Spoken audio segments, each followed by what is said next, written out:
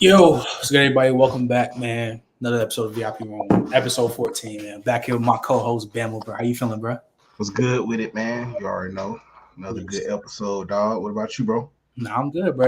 We here with, it's my dog, damn my cousin, basically, bro. LSU running back, Josh Williams, bro. How you feeling, bro? How y'all doing, man? Good to be here, man. Good to be here. Yes, sir. Go ahead. What you about to say, Bama? You about to say something? Hmm. All right, but before we get talking about like recruit process stuff, you used to hoop, and I remember like you used to hoop a lot, and I was like, what Yeah, made you what made you want to play with football? Because I know you was a good hooper. Because I remember yeah, that. What yeah. made you want to ball, bro? Growing up, I had hoop dreams bad, man, like real bad. Like I would say, probably going into seventh grade, when everybody wanted to start like trying out for the basketball team and stuff. I really started getting into that basketball world, and it just kind of I fell in love with it. And if I would have grew probably to be like my brother's height, I Hmm. probably would be playing basketball right now. But football's always been my second love. I've always been pretty good at it, and I felt like it would be the most realistic thing for me. No, you go ahead, Bama. That's fire. I like the hoop too. Hoop was my first. That's funny. That's hoop was my. I know how you feel, bro. So walk us through high school. What was like playing high school ball where you from? What was the culture? You know what I'm saying? Because you ended up at LSU, so I feel like it started early for you. You know what I'm saying? It had to. Yeah, definitely. Um, it all started with my dad and our little league team, the Cougars. We were very competitive, and I know Trent could probably attest to that as well. But Yeah. yeah, we took it very serious, and we played in tournaments and stuff. So building up just my whole life, just being on a competitive team, going into high school, I just kind of had that mindset still on my own, and just my recruiting process in high school, playing basketball mainly, going to camps and playing on the circuit until my junior year of high school. I didn't really have time to go to the opening camps and the rivals camps and all these uh, different things I could have done to get my exposure out there in football. So by the time I went to a couple camps going into my senior year, guys already had commitments, and it really wasn't the schools that I always dreamed of going to uh, that were giving me scholarships. So I always just thought I could always bet on myself, and it was a good situation for me at LSU, and I could go as a preferred walk on. And I thought it would be a good situation, and it all worked out. Yeah. So speaking of that, like, how did it feel? Even though I know you was on the PWO, like you were still committed to LSU, bro. So how did Yeah. it feel? How did it feel? I mean, it felt amazing. Of course, you always gonna have the guys that just want to like downplay everything you do, but for me and my family and my team, it was a big deal, and just to see how far we've come, my circle, and how small it is, and just how far we've come, and how much I've grown, and how much we've grown as a family is just crazy. So You go ahead, Bama. That's fire, bro. Going on as a preferred walk on. I work up ahead of junior college, and them kids like they look at the process and they have their nose turned up at some things of the process. But like just to hear that, you know what I'm saying? That's fire, bro, because you really got to bet on yourself. So walking in, what was your mindset? Can you speak to your mindset when you walked in as a preferred walk? Because you really gambling on yourself and being at a big school like that, you just another number. You can just, in and out. So can you walk us through like how was you feeling? Like what was your approach to it? You know what I'm saying? right. So my dad had me really prepared as far as mentally, and he had me thinking in the right perspective. I would say he had me in the mindset of this is a business. They don't care about who you are, what you are. This is a business, and if you can check all the boxes, you're disciplined. You do what you need to do every day. You 3.5, 4.0 in the classroom. You you there early, you leaving late. If you don't give them a reason to look over you, then they can't look over you. And I just got a crazy story. I mean, I came in, I was a hard worker, did really good in camp, end up getting hurt second week, third week of the season, ended up having to sit out the rest of the year, 2019. So it was really bad at first because it didn't really look look the best with being the preferred walk on, being on one of the best college football teams in history, having a season-ending injury, and having to just sit there and watch, not really being able to do anything or give any value in your opinion. So it was tough. And then COVID happened after the national championship, and I had time to actually go home and heal and rest and work out with my family. Probably one of the best things that's ever happened to me during COVID. And when I came back, I was just a different person, different breed. I was probably one of the best shapes I've been in my life, and I earned a scholarship that following season. So not even a year from enrolling. I didn't come in the summer. I came in for just training camp, and maybe a year later I ended up getting that scholarship. So it was just a crazy year for me, and I'm just blessed to be where I am. Speaking of getting no scholarship, bro, what was it like that day when they told you like it was on scholarship, bro? I know that day was crazy, bro. Yeah, it was. I didn't see it coming either. It was the last day of like our, this is back when Coach O was our coach, and we would do like scrimmages every weekend during camp, and this is like our last weekend before we get into game week that year. And I don't remember who we were playing exactly, but I was on the other. We were doing like a scout game against the first team that we were playing, and I was on the other team, and I was like the running back on the other team, and I was playing really well, and I just had a really good camp that year. And we all went into the locker room, and Coach O had us all in like a little big huddle, and he just kind of gave me one of those once in a lifetime moments that you see on social media when the guy just gets surprised and everybody jumps on him and they throw water on you. It was one of those moments for me. And it was cool, and I won't ever forget it for sure. Hey, bro, that's super fire, bro. You go ahead. Go ahead. Just to go back a little bit, bro. So, can you take us through one of those video game moments you had in high school, bro? I feel like I know you had one. I know you had one, Kincaid. I know you had one. You had one, Kincaid, bro. You got it. I got it. So, probably my best video game moment in high school was my senior year. We played against St. Thomas away, and I had 7 touchdowns for 474 total yards. Yeah, that was my best game.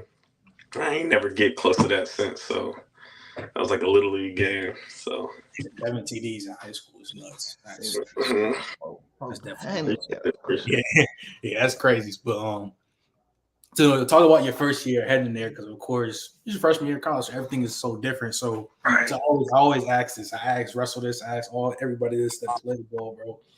What was your hardest workout at LSU, bro?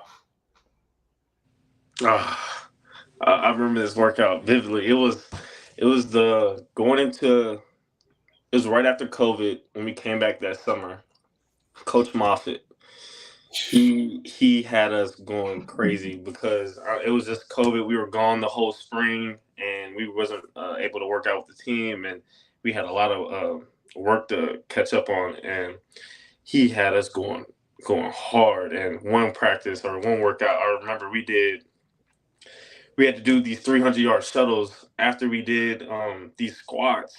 Like it's like a whole leg workout. We did squats and all this stuff in the weight room, and then we had to go straight to the field, and then we had to do 3. You had to pass the time, which was like a minute and some change or something. You had to do 300-yard shuttle in that time period, and then you had to do it 3 times. You had to pass the time, and if you didn't, you had to keep going until you finished. And it was not a good day for a lot of people. And it was just a hard workout. I remember throwing up, and everybody was just on the floor, passed out, and it was just, yeah, I remember that day. I haven't had a workout that hard since. Yeah, that's sickening. That's punishment. Go ahead, man. What was your defining moment that lets you know that you can play at this level? Like, was it a drill or what was it?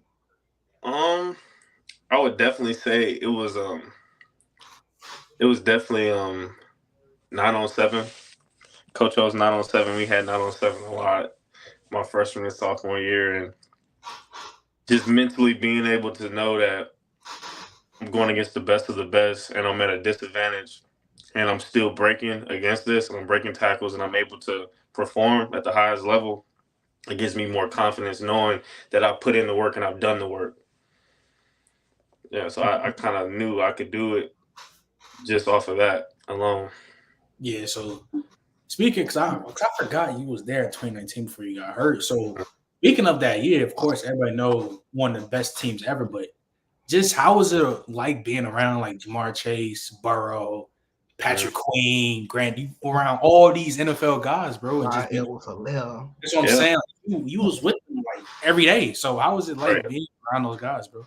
It shows you a different perspective, like being in college for 4 years. I've been on different teams and different cultures on different teams, and being around those guys every day, you just kind of get a different perspective on what it's supposed to be like at the highest level. I mean, those guys, they treated their jobs like professionals. It wasn't like they were college athletes. They took it above and beyond. They did everything they could to be successful. I mean, on and off the field every day. It was just some great leaders on the team. And then once you saw them doing it, it made you feel like you had to do it. So it was just a lot of good energy going around the facility at all times. And then you didn't have anybody retaliating, because then you got Joe and Jamar and everybody basically controlling that. So it was just everybody looking up to the leaders, and the leaders basically taking us to the national championship. All right, you go ahead, man. So what is it like being a part of that and trying to like reestablish that? Can you talk us through, like, is there like a new challenge of that? Like, is it a way, like, because you know what I'm saying, you don't want to kind of like belittle your teammates and nothing, but you got to redefine who it is, and like you say, what the standard is. Like you saw the standard, but having to replicate that to freshmen and sophomore that probably wasn't that experience that, you know what I'm saying? I was talking to one of my shooting coaches about that recently, actually, and I was just he was just explaining to me that not every leader is the same. There's not no exact definition of what a leader is, but what he was saying is that if you're going to be a leader on this team, you're not always going to be the most liked, and that's okay, because sometimes people need to get put in line and get straight and put in order for us to be successful. So I think it's going to be a challenge to do it, but I think we're going to have to do it our way, not the same way that they did it, just because it's not the same. But I think it is doable. If that makes sense. Yeah, for sure, bro. So, again, because everything about the first year, bro, you always got a lot of memories and stuff. Mm-hmm. Or actually, since you got hurt, I'd probably say your sophomore year, when you was finally able to suit up and like run out the first time with everybody, with your teammates, bro, in Tiger Stadium, bro. I was at home, because I know, bro, because me being there for almost all my life, I know it's crazy, but being a part of the team, I know it got to feel unreal, bro. No, it was a great feeling. It wasn't like the best it could have been, because it was COVID and the fans wasn't really like there like that. Yeah, but it was still like, I think it was actually I'll just say it was a blessing in disguise, because it honestly gave me a year to really get comfortable playing at that level without having to worry about that constant yelling of the crowd all day long. So, I mean, it was just a cool vibe for me. I got that, I felt comfortable. I played against the highest level and I performed. So it was a win-win for me. Yeah, for sure. And of course, again, because like I keep saying, bro, like it's like a broken cycle. That first year, you always go through a bunch of stuff. So I know I had to go through this at Houston because I was dumb tired. So gotta ask you this, bro. It was bad. How hard was your first fall camp, bro? It was so hard, man. It had me rethinking a lot of stuff. I ain't gonna lie.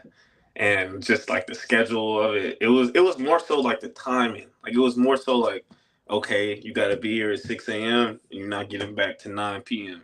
Bed check at 10:15. So it's like you only have a true 45 minutes after you get your snack to really take a shower and get in bed before you got to get back up in the morning. You got 2 practices. It's just like, man. Was y'all at a hotel?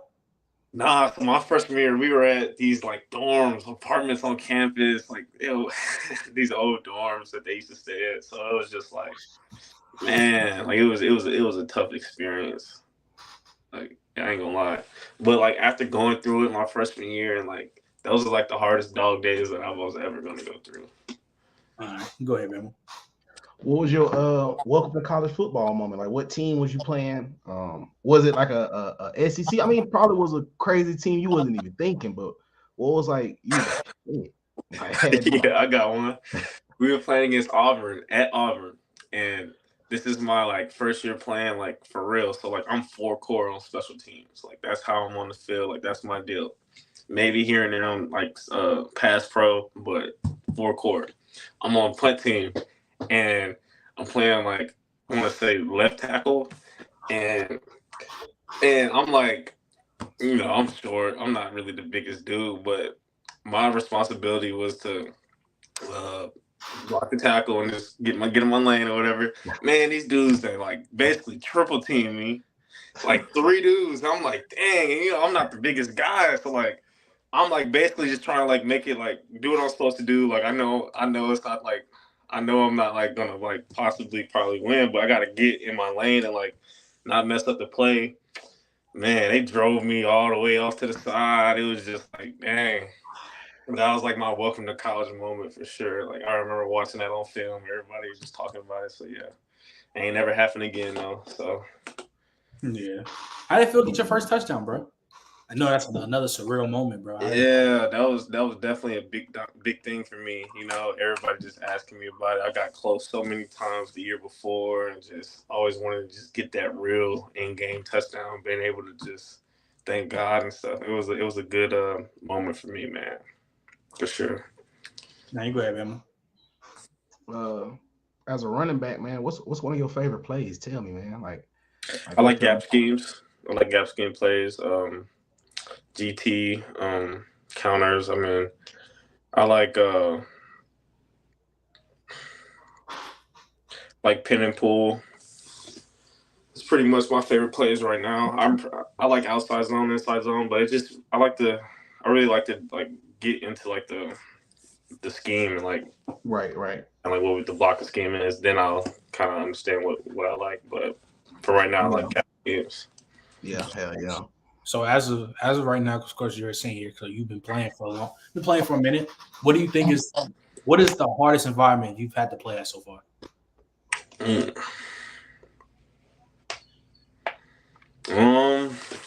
Couple places have been hard for real.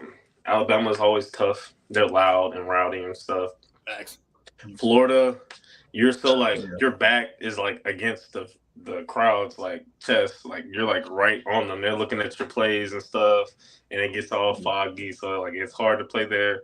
And then I would also say probably Mississippi State with those bells. That's irritating. And then Ole Miss fans are mean. Like they do not care. They're gonna be like rude. They're gonna yell for the game. You getting off the bus. So like those four teams don't play when you go away.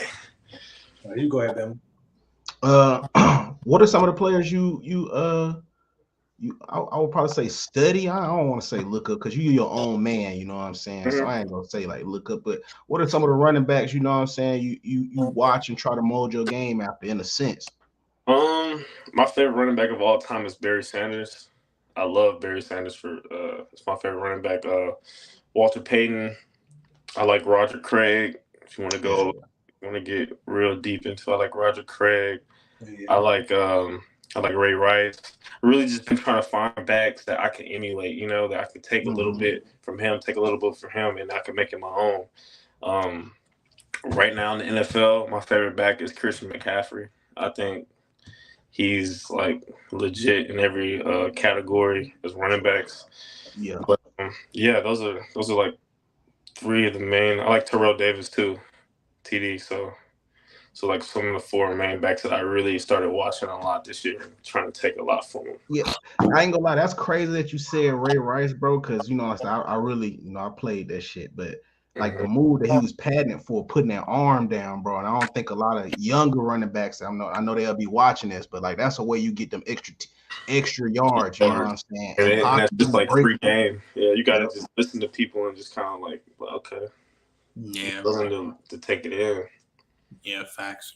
So, talk about this season, bro. Like, of course, the season ain't go well as planned, but you was playing with Dog. So just start off with the first one, the Heisman Trophy winner, Jaden Daniels. How was it like being around him, playing with him? Like, what was it like being around the Heisman Trophy winner literally at college football, bro?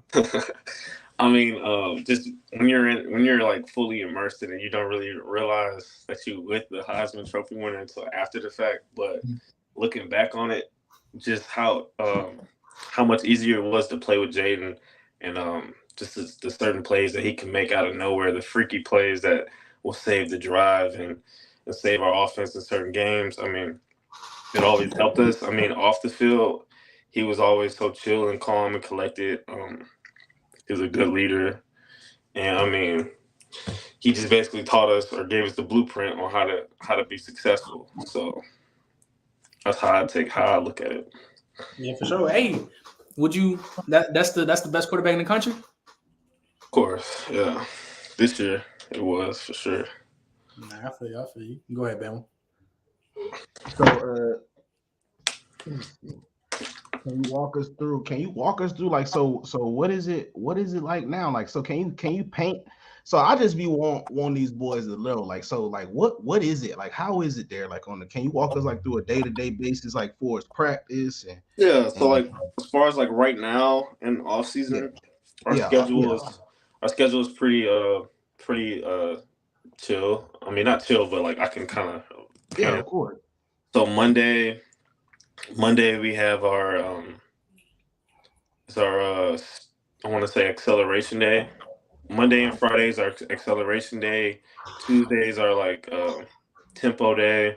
Wednesdays are team run, and then Thursday we don't run. And then every day of that week we lift we lift and run. So I mean on Monday we'll do the acceleration, then we'll do a lift, and then we'll be done for the day. Tuesday we'll do a lift, and then we'll do a tempo run afterwards. Wednesday we have a team run at 7 a.m. Thursday we'll just have a lift. Friday we'll have a lift and run. So I mean, it's just kind of like simple, but on paper it's simple. But when you get there, it's like, oh, man, well, this and do that, and then we got treatment afterwards. And so like right now, we offense this whole week, offense had workouts at 6:30, defense at 8:15. You could possibly be done. Your day could be possibly done around like 8:30, but then you have class. And then, like, if you want to get some extra work in, you come back, get some meetings, you can come back, get some treatment.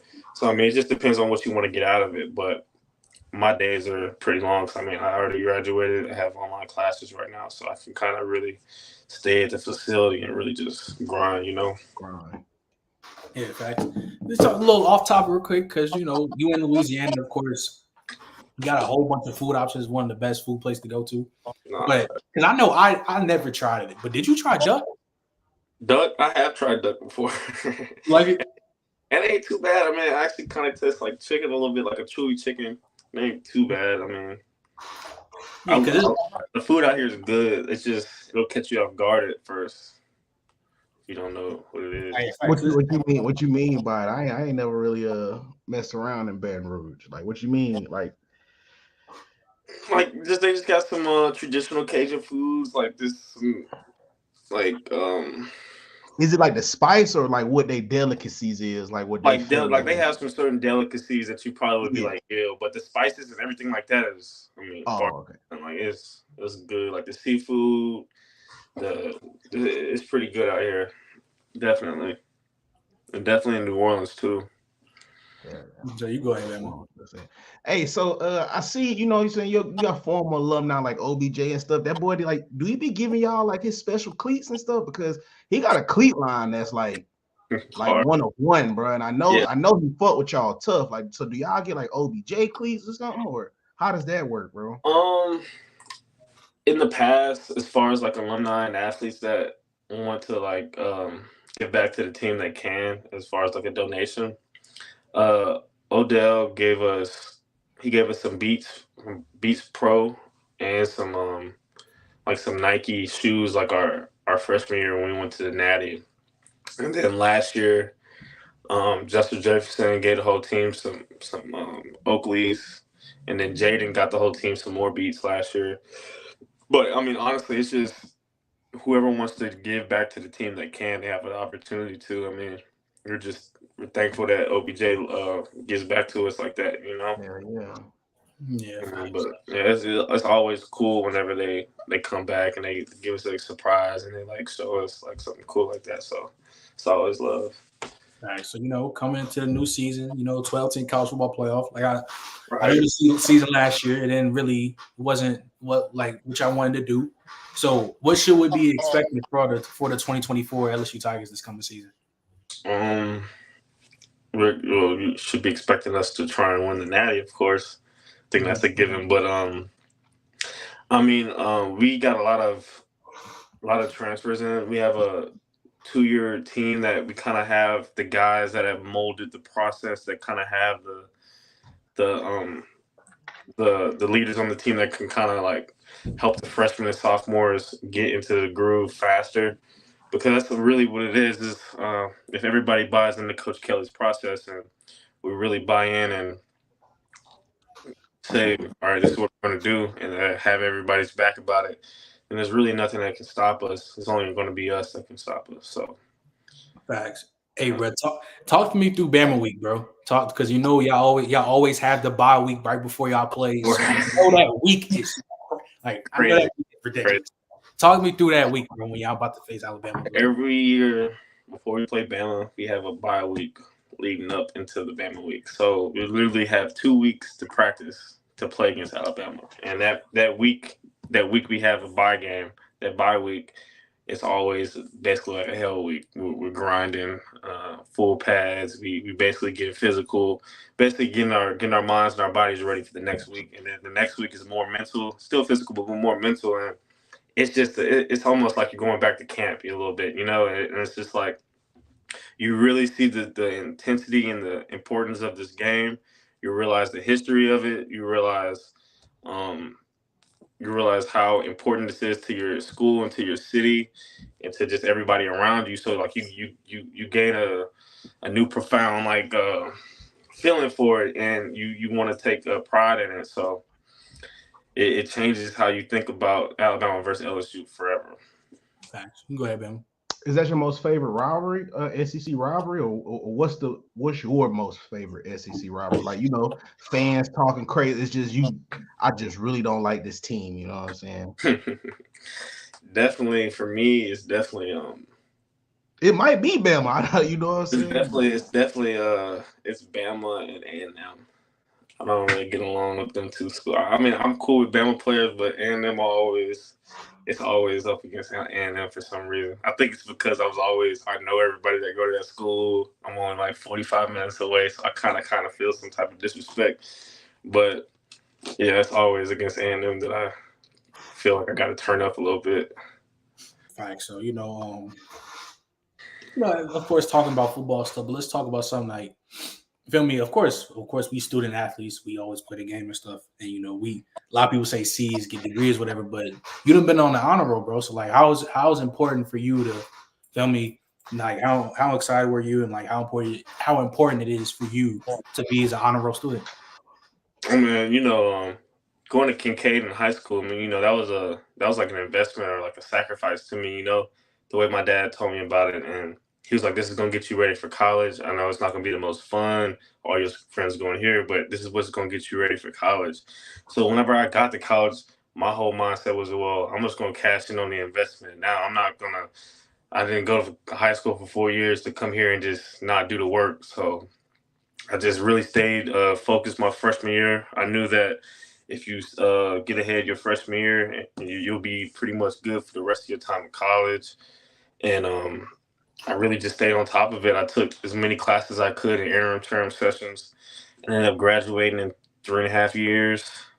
Got my MBA last year, so I got 2 degrees in 4 years, and I'm about to try and get a certificate for this year. So yeah, I mean, I take pride in it, man.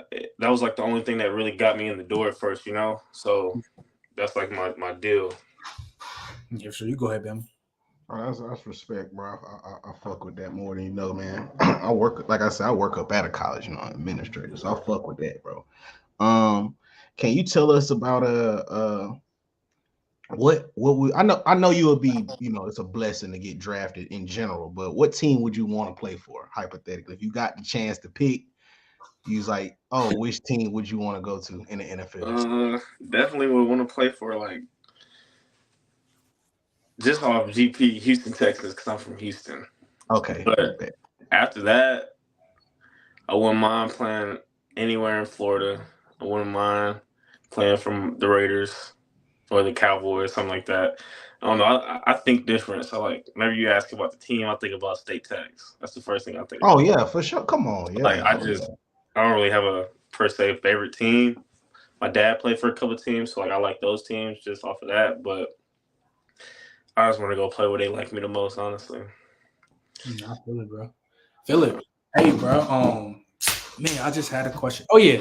Speaking of like, of course, we brought up Jaden Daniels and how was it playing with him, but how was it like you playing with Malik Neighbors, bro? Like you basically play like Jaden Daniels, Malik Neighbors, both top 10 draft pick, projected draft picks. So how was it like playing around Malik too and Brian Thomas? Yeah, so how freaky receivers, man. I know it's just like just being around those guys every day. It's just like it's competitive, because it's like they feel like they're the best of what they do. So it's like they carry themselves around every day like that. So like you start to like feel that energy. So like, yeah, okay, I'm like that too. So like everybody just kind of like starts to bring that energy, and you start moving different, and the team starts feeling different, and you just, I don't know, it's a confidence that they carry around with themselves, and it's a good vibe for real. Yeah, bro. You can go ahead, man. So there's a lot of great running backs that came through LSU. We just talked about Clyde Edwards-Helaire. There's other good ones before that. Kenny Hill, all of them boys. So Jeremy Hill. Can we is it like do they come back and drop jewels on y'all boys and pitch game to you? And how is that? Well, in the past, they really didn't come really often, but this past 2 years when Coach Wilson became the running back coach, he really started to get in contact with the alumni, like ex running backs, and he had them come in like Leonard Fournette, Clyde, Spencer Ware, had those guys come in and talk to us as a group and just give us some free game. Alfred Blue, just a lot of them, and it's just it's cool to just sit down and talk to them, and be like, hey, what was this like? What was that like? What happened when you? What was this? You know what I'm saying? Just to really get the real details behind everything that happens, and I think that means a lot. All right, Mr. Bam, we got a few questions more before we head out, bro. Yeah, man. I know you still fairly young, man, but is it any interest you have once it's all said and done? Like what is something like Josh, not the football player, what is something you want to get into after football? Right. I definitely want to go into my marketing degree. I could see myself being like a sports agent. I could see myself being the head of marketing for a company. I could see myself taking over my family's businesses. I mean, the sky's the limit. I just really wanted to make it to where I wasn't stuck in a box and it was like, well, I have to go down this road. I wanted it to be like, okay, well, I got my degrees. Now that I'm done, these are all the people I know. These are my situations. I want to go here. I want to go there. I can. So I just wanted it to be genuine like that, and I think it is. I bet. So the last thing I gotta ask you because I always ask this for players in their positions. So give me a top 5 running backs in the NFL, bro. Right now? Yeah. No order. You know what I'm saying? Don't gotta be no order. No order? No order. Yeah, no order. Just who you like. Okay. I like Christian McCaffrey, of course. Yep. I like Pollard. Tony Pollard is tough. I know he got hurt this year, but I like J.K. Dobbins. Tough. I actually met him 2 weeks ago. It was crazy in Houston. Who else? I like Raheem Mostert, Miami. Dog. And I like Pacheco. Dog. For real. I say, baby, you got super angry. I said, you got any more questions? Because that's my I ain't last got no more, man. It was a pleasure. It was a pleasure chatting it up with him for sure. one. Appreciate you, Josh, for coming out. Appreciate you, everybody in the chat that came and supported, man. Make sure y'all like, subscribe to the video, like I said. And then next week, right before Flag gonna play on Tuesday, we got another running back coming through. Brandon Jacobs, one of the biggest running backs to ever play in the league. He got to come through for the VIP room, bro. Yeah, bro. Make sure y'all keep tapping in, liking, and subscribing to my channel, bro. Trent, before you stop, you making it hard for me to hate LSU, man. Outside of that first week of November, bro, I'm rooting for you, Josh. Like seriously, Thank you, bro. man. I appreciate it. Hard, bro. Yeah, bro, you understand, bro. I'm basically a part of LSU. I know so many LSU players. Like, you gonna meet a lot of LSU players. Bro. I ain't gonna hold you. I ain't gonna take it. You might. Hey, I might. What's the name? Duke Riley. I might about to get him on linebacker for the Dolphins. I might have to pull him up, bring him off too for the other room. But yeah, bro, we out, y'all. Peace. Peace. Yes, sir.